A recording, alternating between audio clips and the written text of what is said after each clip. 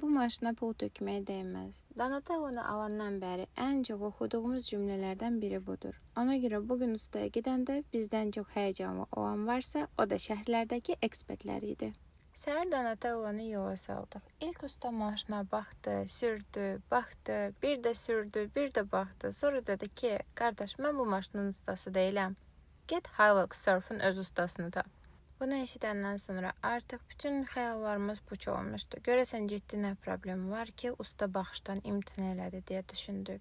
Daha sonra izləyicimizin biri bizi Hilux Surf sahiblərindən ibarət qrupa əlavə etmişdi. Orada bir usta məsləhət gördülər. Sağ olsun, maşının altına da girdi, üstünə də baxdı, bir sözlə Donatello'nu başdan ayağa yoxladı.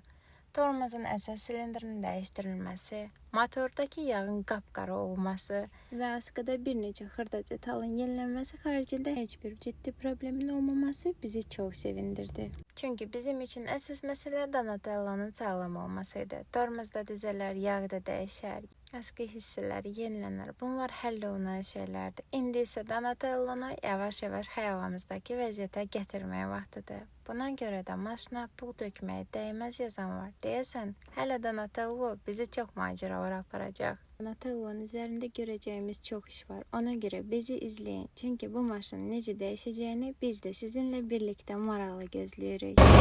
Bas saxla.